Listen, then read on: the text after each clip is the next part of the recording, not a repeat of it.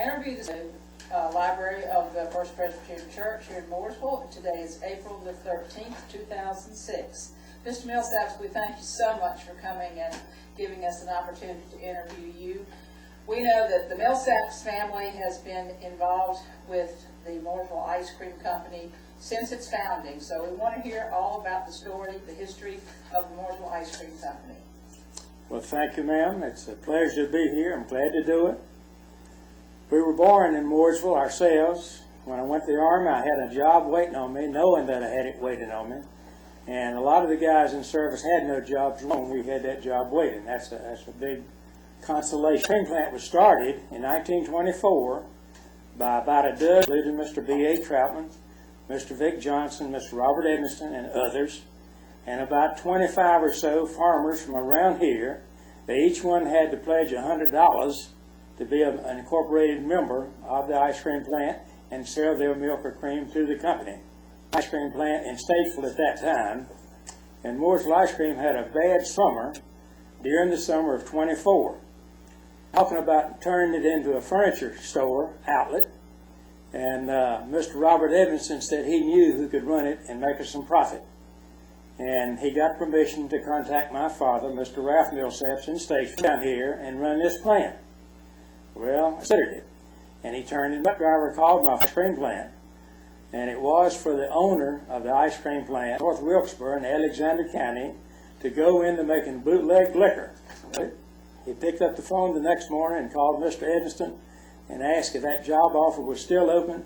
He was assured that it was, and he gave his notice and came on down here in roughly April. Now, I beg your pardon, at that time he had 2 sons and 1 daughter. Ended up with 8 children, the rest of them all born in Mooresville. Question? So, over the years, many people of your family have been involved in the ice cream company. Practically all of them, yeah, absolutely. For the summer work, every one of us did our tour of duty there. Of course, I'm talking about after Dad was semi-retired, and especially after he died, Ralph decided he wanted to get into the boat business and in Jefferson Pilot Insurance, and which he did, so he broke away from the ice cream in August of '64. Harvey and Clyde took over completely and ran it until Harvey's death in '91, and I retired in '94, gave my job to my son. Harvey gave his job to his son earlier. So Harvey and Clyde and Jean are running the ice cream plant part of it. Also, my daughter came in and she still has that job now. Well, those of us was the best ice cream in the world, and we moved away and we couldn't find it because there's such a small distribution area. Well, at that time, there was only about 10 counties. We retired in these other. Now we go down to Columbia, Spartanburg, several places in a number of counties in North Carolina, especially towards Asheville and the mountains. Kind of cover all this ground pretty good. Do you have any special stories about the ice cream and the appeal that it had to people? Well, the people around here ice cream, and we have always had people wanting to come in and have us advertise, and most of our advertisement has been word of mouth. We just don't go in for fancy advertising. The Charlotte Observer would only give us 1/20th of the coverage of our ice cream area, so that it wouldn't be feasible for us to use advertisement in the Charlotte Observer. Same thing with the television stations in Charlotte. So we do advertise some in the Statesville, Mooresville, sometimes a Huntersville paper like that, or the Lake Norman magazine. Now we advertise pretty regular in it. That's about it, I guess. You told a story about the doctors coming by. Many times during the expansion of our local what was Low Ranch Hospital in the Lake Norman Regional Medical Center, the doctors would be recruited from all over the United States, especially up north, and they would invite them down to tour the hospital and see our facilities, and they would bring them by. I know of several instances they brought them by the ice cream plant as part of the tour and try to sell them. Also, they would pack dry ice cream in dry ice, and ship it to these doctors at their home address if they wanted to entice them to come down here. That happened many times. Well, tell us again, you said originally the ice cream plant here in Mooresville was owned by, I don't know, a couple dozen stockholders. At what point did the Millsaps, let's say, take it over completely? Well, all three of the Millsaps boys at that time. Harvey went into submarine service early in the probably 18 and 44, and I'd go right into service. Raph had already gone into the Air Force. So, anyway, I beg your pardon. What was your question? How'd you say that? At what point did the Millsaps, Stockholders. Yes, sir. no, the Millsaps family become sole owners of the... During the war years and immediately afterwards, a lot of the farmers wanted their $100 back. Mr. Cross, that owned the Chevrolet place in Huntersville, he needed to sell us a truck during that time, so he got 10 shares of stock in payment for a truck that we needed at that time. All the other stockholders, the farmers wanted their $100 back out, and of course, by that time, Dad wanted to buy them out, so we did. We bought 42, except Mr. Edmiston and his son Sam Edmiston. And a short time after that, we even bought them out. And I'd say about 46 or so, then we owned all of it after this. He, for whatever reason, he wanted to hold on to stockholders meeting once in a while, not very often, but he would come once in a while, and we waited. His family waited until after he was deceased, and the bank took over the executor of the estate and sold us the stock back. What was the relationship between the Mooresville Creamery and Deluxe Ice Cream, or was there a relationship? The only relationship is we were located side by side. They were organized either in 1916 or 1917, a number of years before we were organized in 24. And Mr. B.A. Troutman, of course, built that building for our ice cream plant right beside the creamery. We always worked with them. If we had any bad product cream, we can sell it to them, they can turn it into butter. But they never had any sweet cream, so we couldn't buy cream from them. What else? Tell us about some of the sources of milk or sugar or products that you used in the... Milk and cream came from these producers. Every farm produced milk for their own use, and 9 times out of 10 they had more than they could use. So we would buy the Mooresville Cream would buy the surplus cream in the beginning. It didn't matter, of course we didn't have refrigeration, so a lot of it turned sour, but that didn't happen to the cream. It didn't hurt the creamery because they could turn it into butter. Sour cream is what you want to make butter out of. When they decided that they could make more money by selling it as sweet cream in ice cream, then that's why it was organized. And of course we bought all the fresh cream and milk from all these producers. When I started press testing milk and cream, I was about 14 years old. I guess in 42. I don't exactly jive up, but something like that. Anyway, before I was the tester, went to the Army. Avery Sloop and Harry Bradshaw went to the Army in 42, and I took over the milk and cream testing. I was an official tester by the North Carolina Department of Agriculture, and I could do that, even for several years before I went to the Army. Anyway, we've always cooperated with Mr. Sam Farr and Mr. Vic Johnson at the creamery, and they were always supportive of us, others. Mr. Charlie Mack, of course, was one of the original stockholders, and we bought sugar from him all those years. He would pick it up in Charlotte and deliver it to us, and Mr. Mack did not want to leave that sugar on his truck overnight because it would press down the springs. And if you imagine 10,000 pounds of sugar, I guess would press down. So he would insist, even though his truck worked the route down that way, and then we'd get the sugar before he came back to Mooresville, he would want to unload that sugar that night regardless. So he kind of pressed us on that point. We'd have to keep enough help around to unload that sugar. What else can you think of? Buddy and the kids today are making a whole lot more flavors than we had. We had basically 25 flavors, I would say, in the later years. When Buddy and them today are making peanut butter mint, peanut butter chocolate, some far out flavors in my opinion, but that's what the public wants, and he gave it to them. He's given it to them better than I ever did. You make a Mars peanut butter, Mars peanut butter both, ice cream, and you're selling candy, and the way I looked at it, instead of ice cream. And I kind of resisted. I didn't do it except when I just had to. Also, as you know, the Mars bar is a franchise deal, and we can't make that. but we can use it to make ice cream, just call it deluxe ice cream. But we can't make it, call it Mars ice cream or Baby Ruth or any of these that you can think. They can make ice cream out of it, but now we're buying a lot of it made in bars or ice cream sandwiches or whatever and selling it, but we don't make it ourselves. We buy it from a franchisee to do that. How much of a seasonal sale is ice cream? It's a good bit, but thank goodness we have a lot of schools. Way back yonder we had maybe 50 ice cream. We're always thankful for them.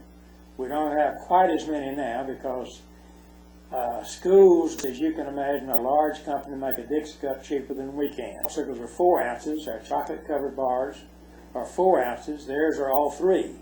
And of course, the cafeteria manager of the school, whatever in charge, he looks at the size of that. He looks at the price of that product, and it's 15 cents or 20 cents cheaper a dozen than ours.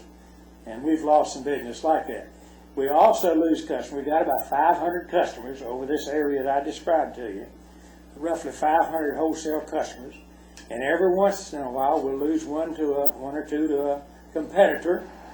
But I just tell them to hold on. And I would say in 75% of the cases, 3 months, 4 months later, we get that customer back. We've proved that just time and time again. It just gives you a good feeling to know that people appreciate your ice cream.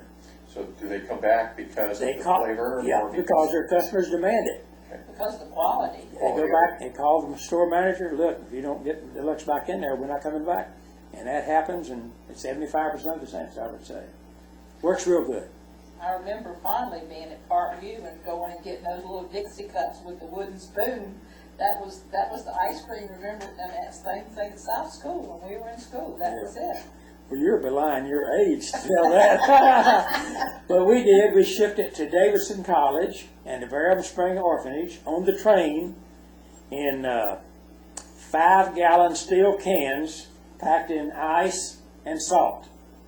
And when they'd have the big day at Variable Springs and also all these meetings at Davidson, that's how we would pack it. We would buy ice from Mr. Dick and Hal Johnson. That's 2 other incorporators. We would buy ice from down the street there in big old 300. And we had an ice crusher on the back porch, and it stuck out over the back porch where a driver could bring his truck right under there. And that thing would crush up that ice and pour it on the levers, throw it in the machine. It would go into that truck, and inside that truck we had compartments, and that's where the ice cream was stored. And of course they poured salt on that ice as it went in and kept it good and cold. They'd go to Concord and Appleton, I remember specifically, but also at the Stageville and over at West Place too, Western. And anyway, they take that and a whole bunch of extra ice, and we'll put it in the man's drugstore and put the ice cream in there and pack ice and salt around it. And he'd keep it till it sold out or till it melted. And we did that on Main Street too. Now, in the early 40s, I can remember we had sugar and butterfat rationing, and we couldn't make with just so much. And I'd ride with Howard Combs every once in a while to work Main Street. And we had Mooresville Drug, Miller Drug, and Goodman Drug. And as we came down there, he would determine early on, he had so many cans of ice cream for the day, and he would determine Goodman Drug needed so many, and Miller Drug needed so many. So he would go in there and pack that in their cabinets. Now, I got a little confused there. By then, they had electric cabinets. But early on, he had delivered that. But in the early 40s, they already had electric cabinets. He would determine how many cans each drugstore would get. And all the other customers, too, the hospital and so forth, how many cans he could allow each one of them to have. You talked a little bit about the rationing. What other economic impacts on the community affected the ice cream business, the depression, the strikes at the mills, and so forth? Well, that was a little before my time because I wasn't involved until about 40. As I told you, I started milk testing about 42, so I really didn't care about it. I do remember, aside from your question, ice cream with improper refrigeration will turn salty, icy, sandy, I should say sandy. And Dad, of course, would bring a lot of that home, and we could eat all we wanted, and then we poured the rest of it over the fence to the hogs. So we did get plenty of ice cream in the 30s. I'm talking about. We had a ball. We never got one hungry. We've always been blessed, even with a large family. We were on a farm. We raised all kind of crops. We made flour. We grew wheat, and we take X number of bushels of wheat to the flour mill, Mooresville flour mill, and they would trade it for flour. And of course, we would take plenty of flour home for ourselves. And we had a family of black people living on the farm, and they would do the work, and of course get well paid, and a home over there, of course, food and so forth. The farm is where? North of Mooresville, about a mile and a half. Okay. We live on it now. At that time, it was a little over 100 acres. Now, like I say, it's down to 17 that we own, and my brothers and sisters own all around us. Tell us approximately when was that house out there built? Our house? Yes. Our house was built in 35. It's a brick house. Before that, it was two, what I call clapboard rooms on the front and a log cabin on the rear. And you got me talking now. That log cabin had shingles for a roof. And you could look out at night and see the stars and the moon perfectly. But we did not get wet. The process where water would run off and run on to another one, we did not get wet. But when it snowed, and the kids give me a fit about this every time I tell it, when it snowed, we had to put an old blanket, the center pole here and down here, with our bed in here to get the snow from keeping the snow from getting on us. So every time I tell it, but that was the truth. Anyway, the three boys lived in that log cabin over the kitchen. The kitchen was downstairs, and we were upstairs there, and had a great time. The house was built in 35, the brick house. Mr. Barger at Barger Construction Company built it, and has 4 rooms on top of 4 rooms and a sleeping porch. So a 9-room house, very nice. It's still there today, and really built after Hugo, Harvey's son David, told us that house was built for fare you well, like they don't build them anymore. Hugo got us, one of our oak trees got us on Hugo, came in through the back porch and the den, and through our sleeping porch, which had been expanded into a larger bedroom for us. Back in those days, they just made them quite wide, just slightly wider than the bed, but of course we just doubled that and got a larger room out of it. But they tried to keep the cost down. All these things during the Depression, like you're talking about, 35. And they did not have many electrical outlets. They had a light bulb right in the center of the room, that's about it, and maybe 1 or 2 outlets somewhere where you could plug in your radio. And we listened to all those old things that on the radio in those days, I can't remember what they were now, but we gathered around the radio, just like they say, and listened on. What else? Kind of in your front yard. In the front yard, yep. Enjoy the train? Well, it didn't bother us. The first couple of nights, it bothered you a little bit, but you get used to it. Got used to it. Don't even wake up. Right. We only have it now in the afternoons. If you go to NGK, they take a couple of boxcars over there to NGK and whatever they use it for. I'm not sure. Can you cut that off, Mama?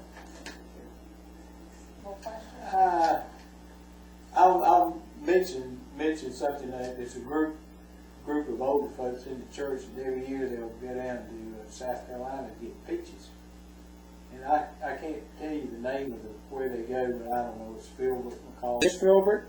And the place that they go, the Mooresville ice cream sign is larger than the sign for the stand there. And I think half the people that go down there go to eat ice cream and bring back peaches. Well, now we've got 5 or 6 stops like that. Filbert is one of them. McCall's one. Let's back up, and if you don't mind, and we'll get talk that about on. Okay. We are going. Okay. Well, anyway, Mr. Ben Smith is the first one that did that. And I think, I'm not sure the name, but the name of the city close to him, it's really out in the country. But Mr. Ben Smith was the first one to do that, and this has got to be 15 years ago at least, because I took ice cream to him, and I waited on him. He'd drive up here on Sunday afternoon or Saturday afternoon to get more ice cream, and he was the forerunner of that. But now we do have 5 or 6, and they'll take 100 3-gallon cans of ice cream at a trip. They sell the hell out of ice cream in the summer. And there's, like I said, there's one place that I think it's in McBee. I think it's the McLeod Farms where they sell what they sell deluxe peach ice cream. Yeah, They don't yeah. sell deluxe peach ice cream. Well, Cloud is one of them. McBee, I can't think of the name. Mr. Ben Smith, I think's at York, but I'm not sure. But anyway, they sell I ice cream think like that. McLeod's the one I'm thinking of. Okay. I need to find out the names myself so I can remember my good customers. I've been retired 12 years old since 96. 94. So I'm not aware of our customers the way I used to be. But I guess we still got about 500 wholesale customers all around. Any other question? Comment? Let me regress a little bit here. Change seal, or do I remember that somebody in the Millsaps family, you or one of your brothers, used to ride a motorcycle? Not that I remember. Okay. And I'm sure Mother and Daddy have a fit if it did. But not to my knowledge. Harvey, I guess, was the wildest of the bunch. And like I say, he went to New York and stayed up there at the, I won't be sure and say the YMCA, not the YWCA. But anyway, he went up there, I think in 42, and stayed up there for a while, and then joined the submarine service that year. And of course, he served, yes. And I can't imagine how that would be in a submarine in warfare. You know, it's terrible. I just waited to be drafted, and I went into the infantry, went to Italy for a year, training, Camp Wheeler, Georgia. And I thank God for that. It was, Germany surrendered in May, and then Japan surrendered in August. And I always thank God for that. I didn't have to. I was drafted with either 18 or 38. The 38 years old had received several draft deferments for whatever reason. But with the Battle of the Bulge, we needed a whole lot of extra men. And y'all need to read up on that. The Battle of the Bulge was the last stand that the Germans took, really, major outbreak or whatever. And they needed a lot of extra men at that time. And I knew I was going right in. So, like I say, my wife and I got married in October of 44 before I went in. Okay, let's talk about some of the other things that you have done in Mooresville. I know that you have been in the Lions Club for years. Been in the Lions Club since '57 and thoroughly enjoy it. We help other people with blind operations and glasses and things like this. We have a system whereby anybody that cannot afford it can call us and we can provide them a pair of glasses. We pay half of it, and the North Carolina Association pays for half of it. So anybody, we'll see if they get them. Also, eye surgery. My wife is having, I can't imagine how thorough this surgery can go. You know, a few years back, if you had an occlusion of the eye, that was just it. You had what vision you had left, and that was it. Now my wife is being treated at Charlotte with shots in the eye itself. It sounds horrible, but she says it's no worse than taking a sample of blood out of your arm. And it's not doing that much good for her, but she's going back next Wednesday, and the doctor wants to try laser on the eye. She has not had laser. But anyway, conservation. The other thing, I was on the planning board for 21 years, I believe it was. And in the early days, we met on Thursday, but a lot of Thursdays we didn't even have business, once a month. We didn't even have business to do, so we canceled the meeting. But in my later years, roughly 20 years ago now, roughly, we started having so many things on meetings on the third Thursday night of the month, and all of them were controversial. You had a courtroom full of people, half of them for and half of them against it, and you had those 5 or 6, and you'd stay there 11 o'clock at night. Now I understand it's even worse than that. They changed the meeting date, I think, to the second Thursday, but it's still just that bad. Then what I really enjoyed, Brother Ralph was treasurer of the United Fund for years, and he moved to Florida, I believe, in '66. Excuse me. And he nominated me for treasurer. And of course the group in power at that time went along with it. So I became treasurer about '66 and had it for about 21 years also. Thoroughly enjoyed it, but at the same time we incorporated South Ireland, changed the name and so forth to include Lake Norman and the other people down this way. Now I imagine Lake Norman's got their own United Way and all that. Now we've joined with Charlotte, Mecklenburg, Union County, And I don't know what the advantage is, but it's working very well. We always meet our goals. So I'm always sold on the United Way and the American Red Cross. You know, if you give money to the American Red Cross, you know where your money's going. I'm getting on my soapbox a little bit now. Some of these other things are scams, and read about one in the paper the other day. If it's to help children, everybody falls for it, especially the older folks. You go and approach an older person, and this child needs whatever, and the older out checking into it. But anyway, that's the soapbox. Now, were you involved with or donated to the Red Cross? Mooresville Ice Cream and Mooresville Lions Club and the Eastern Star sponsor the Red Cross Bloodmobile here in Mooresville in July of each year. We have again for 20, 25 years. We provide a free cone of ice blood, free cone of fresh peach ice cream. So we've done that. We already got our date lined up for July the 11th of this year. It's coming. I put that. I just hate, I didn't start giving until I was 40 or so, but I hate I didn't start when I was 20. I give every 2 months. I think you can give every 58 days or something like that. I'm a thorough believer of it. Well, Mooresville Ice Cream has been an entity in Mooresville for a long time, and I'm sure that besides the ice cream that you give at the blood drive, there have been other examples of how you all have provided for our community. Can you think of any in particular? I was president of the chamber in '77. I remember that, and we've always been a member of the chamber. I was reading something the other day that said I was a member when they first joined. I was a member of the board of directors way back in '64 when John V. Barger was president. And that write-up, I happened to read it the other day, and said I was a member of the chamber even when it was organized 6 or 8 years before. Jeff was organized about 58 or so, not sure about it. But we always were a member of the Merchants Association at that time and the Mooresville Chamber of Commerce. And they merged X number of years ago, so it's just one organization now. But yes, boosters of Mooresville and everything we're about all these years. Daddy was president of the Kiwanis Club, of course, and then Brother Ralph was. I was president of the Lions Club, I won't say what year because I don't remember right now, but '64 I guess it was. So yeah, we've supported the civic organizations, all of them, the Red Cross, all of these things, yes. Tried to be a good corporate citizen. Provided employment back then with about 25 employees and never had to lay anybody off. Now we've got about 16, I believe, because one reason we're buying all this product I was telling you about a moment ago. And of course, we buy it already made, that's less that we make.